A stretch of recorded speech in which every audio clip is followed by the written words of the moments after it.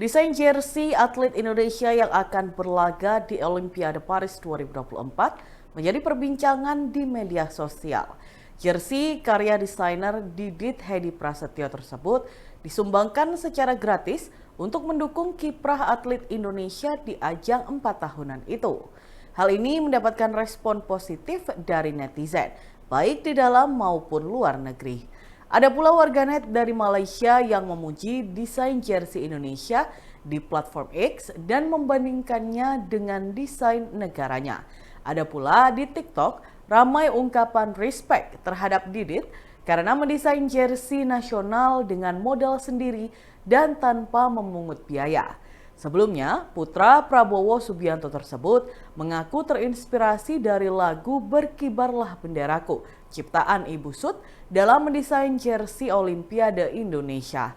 Inspirasi itu kemudian dituangkan dalam beberapa desain jersey, jaket dan polo shirt yang akan dikenakan para atlet dan ofisial Indonesia di Olimpiade Paris nanti. Menurut Didit, ia menyambut tawaran NOC Indonesia untuk mendesain jersey di Olimpiade Paris lantaran ingin berkontribusi bagi bangsa. Didit juga tidak menutup kemungkinan untuk berkolaborasi dengan cabang olahraga lain yang ingin membuat jersey baru. Diketahui, kiprah Didit di dunia desain sudah mendunia.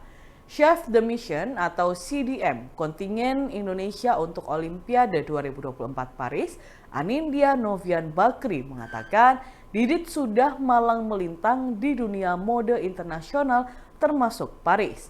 Selama di sana, Didit tidak hanya belajar desain mode, tapi juga menjalankan bisnis yang berfokus pada koleksi adibusana. Ia tercatat sebagai salah seorang perancang interior mobil BMW Individual Series. Karya desainnya antara lain pernah dipakai oleh penyanyi Kanada Carly Rae Jepsen saat menghadiri MTV Video Music Awards 2013 silam. Tidak hanya itu saja, putra tunggal Titik Soeharto ini juga merancang desain jersey Como 1907, klub sepak bola Italia. Dalam menggarap desain tersebut, Didit menggandeng seniman asal India, Golnaz Jabeli.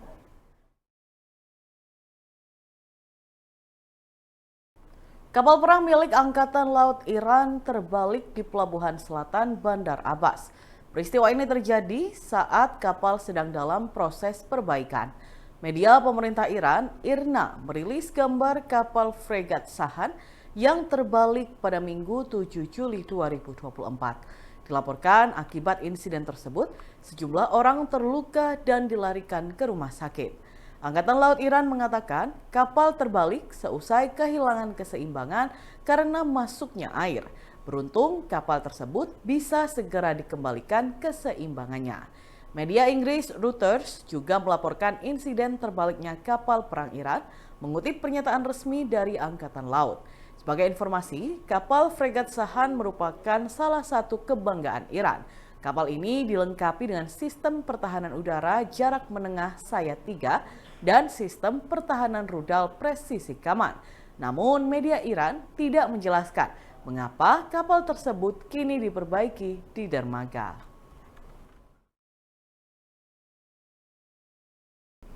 Tempat kejadian perkara atau TKP penemuan jasad Afif Maulana, siswa SMP yang diduga tewas disiksa polisi, dilaporkan rusak atau mengalami perubahan bentuk. Lembaga Bantuan Hukum atau LBH Padang curiga rusaknya TKP ini adalah upaya pengaburan fakta. Advokat Publik LBH Padang, Destri Ranti Putri menyebut titik TKP rusak karena pekerjaan alat berat. Hal ini membuat dasar sungai lebih dalam dibandingkan ketika mayat Afif Maulana ditemukan. Selain itu, Ranti menyayangkan polisi yang dinilai terlambat memasang garis polisi di TKP.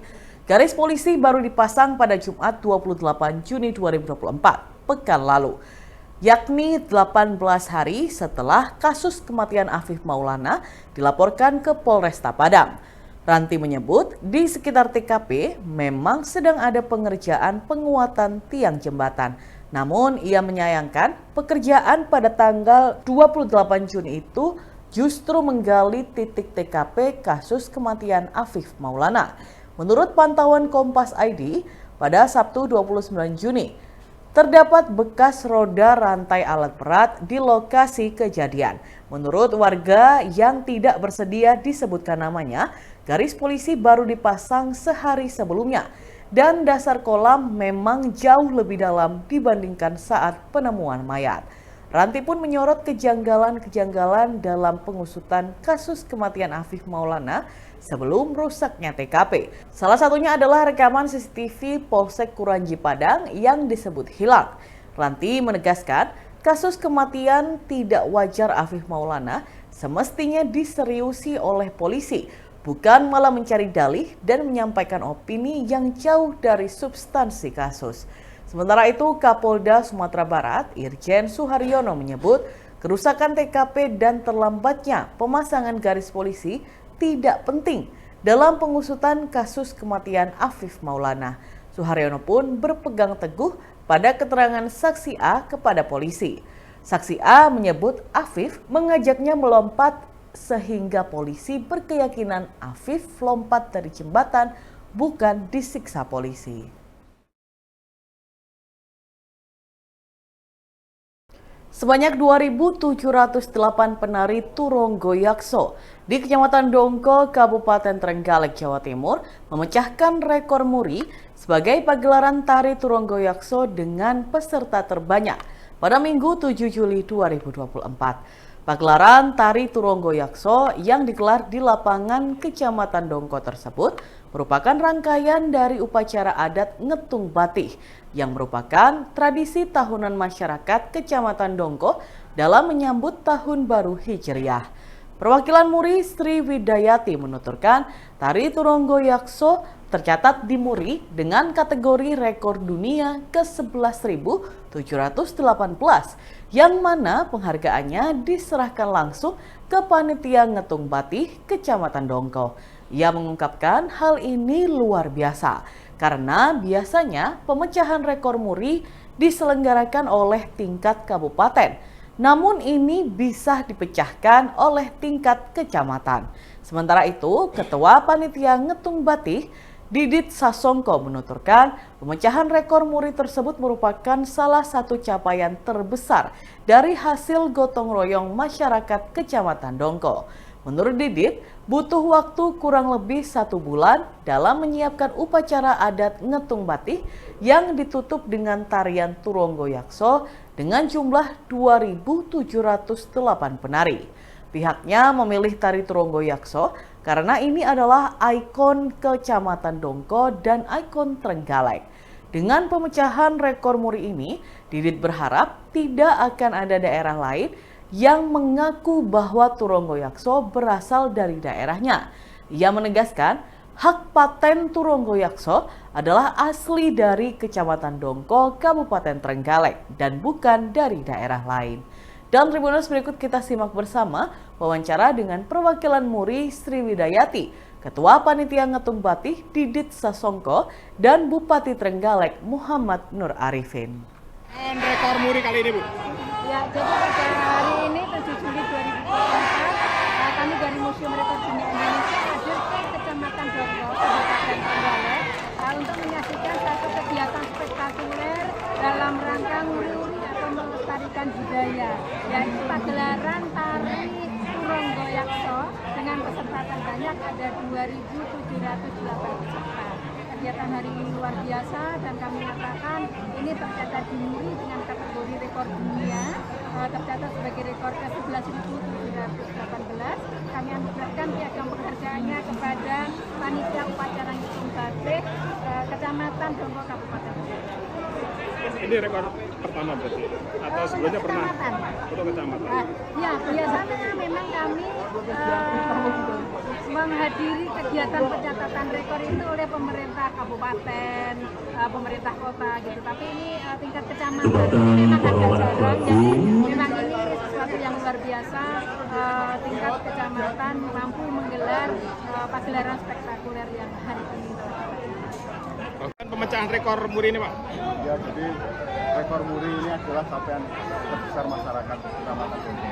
Jadi semua kalangan, baik wali siswa, kepala sekolah, guru pendamping, dan semuanya ikut serta di sini. Jadi saya ucapkan terima kasih kepada semua pihak yang sudah mendukung terlaksananya rekor muri hari ini. Memilih Turangga Yaksa ini kenapa untuk dipecahkan rekor muri? Karena ikon Dongko itu adalah Turangga Yaksa dan sebagai ikon Kabupaten Trenggalek juga. Lahirnya Turangga Yaksa ya di bumi Turangga Yaksa, Kecamatan Dongko ini. Harapannya gimana? Harapan kami setelah terpecah rekor muri ini tidak akan diakui oleh daerah lain. Turangga Yaksa itu yang paten haknya Kecamatan Dongko, Kabupaten Trenggalek. Untuk pesertanya ini dari mana aja Pak Dede? Pesertanya dari mulai tingkat SD, SLTP, Sanawiyah, SLTA. Untuk persiapannya butuh berapa hari sih? Jadi persiapan kita mungkin memakan waktu 1 bulan.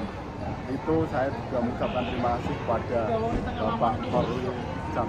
Beliau selalu berperan mengkondisikan pasukannya, itu sangat berperan Bapak. Oke. Berarti biasanya untuk pelaksanaan ngitung batik pada hari ini seperti apa? Ya, ini warisan budaya tak benda yang sudah diakui oleh pemerintah Indonesia. Salah satunya ngitung batik. Kalau alih bahasakan ngitung itu menghitung, batik itu keluarga. Jadi kita di Dongko khususnya di Kabupaten Trenggalek ini biasanya kalau habis masa panen kita itu nginget-nginget keluarga kita siapa ya, kita mau berbagi. Jadi ini pawai arak-arakan, terus habis itu nanti di lapangan budaya kita akhiri dengan pertunjukan seni dan juga berbagi rizki hasil bumi. Jadi ada yang nanti lempar ayam, ada yang lempar hasil panen. Nah itu nanti direbut oleh seluruh warga. Nah itu sebenarnya bentuk sedekahan lah, dan juga memperingati biasanya pergantian tahun ya, ini satu suro. Jadi itu yang kita laksanakan di Kabupaten Trenggalek.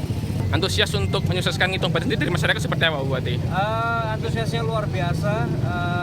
Ini benar-benar gotong royong semua, minim sekali anggaran dari APBD gitu ya. Jadi ini menunjukkan bahwa ya memang harusnya seperti ini. Kalau kebudayaan hidupnya dari anggaran kan ya berarti belum mendarah daging di masyarakat. Tapi ini layak menjadi warisan budaya tak benda karena masyarakat dengan kesadaran bahwa ini bagian dari sedekah mereka, ini bagian dari berbagi kebahagiaan dengan pengharapan doa bahwa besok di tahun yang baru ini, mereka bisa mendapatkan kelimpahan.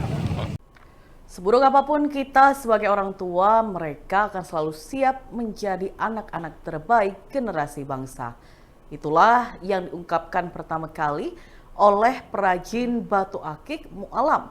Begitu mengetahui upaya pengajuan beasiswa anaknya, Husni Mubarok melalui Kartu Indonesia Pintar atau KIP kuliah tidak membuahkan hasil.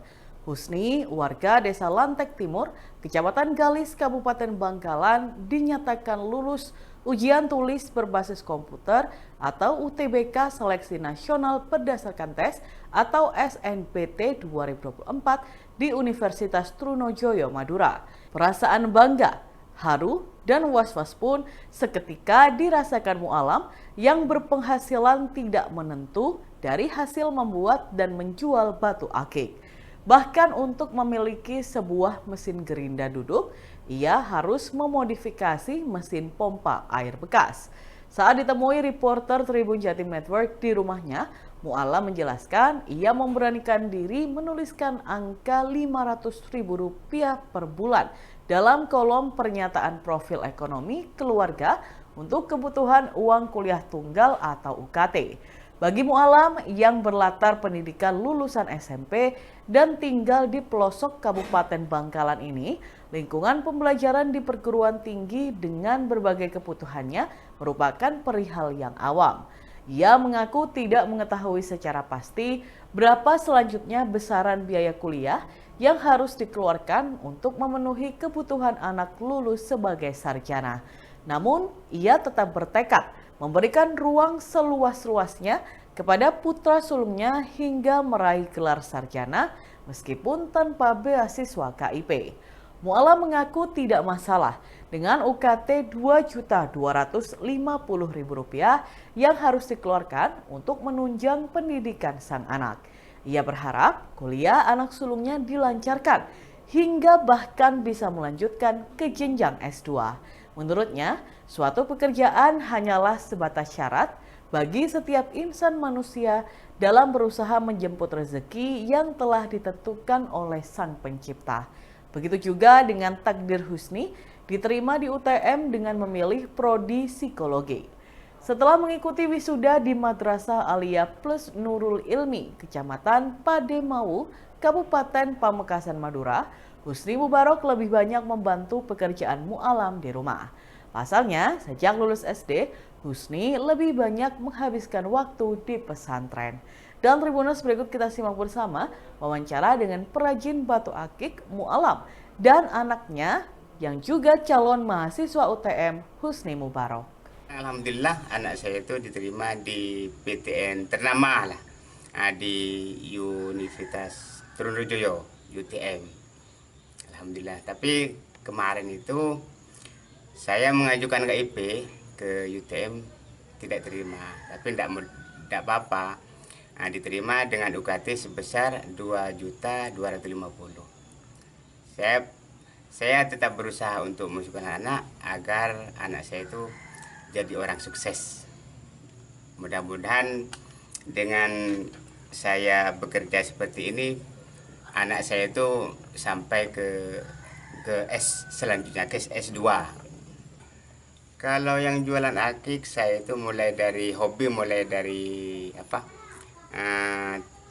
tingkat dewasa, mulai menginjak dewasa, saya sudah gemar dengan akik.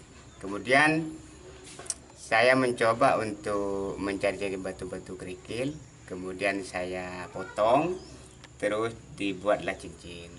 Jadi alhamdulillah dengan saya buat batu, sudah dicincin dan saya jual berkisaran minimal 20.000, maksimal 50.000 itu kadang-kadang laku gitu.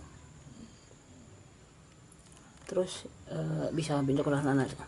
Alhamdulillah, berkat dari penjualan batu ini, alhamdulillah saya bisa menyekolahkan anak mulai dari kecil, mulai tingkat SD sampai tingkat SMA. Lulus SMA itu kemarin wisuda, dan niat saya ingin melanjutkan kuliah itu di UTM tepatnya. Jurusan apa sih? Jurusan psikologi. Diterima ya, Alhamdulillah diterima. Tapi kemarin itu ngajukan KIP itu gak diterima, tapi kata ayah saya, orang tua saya itu suruh lanjutkan saja gitu, meskipun gak diterima oleh KIP. Harapannya gimana kuliahnya? Harapannya ya bisa lanjut, minimal mungkin S2 itu. Download Tribun X sekarang, menghadirkan lokal menjadi Indonesia.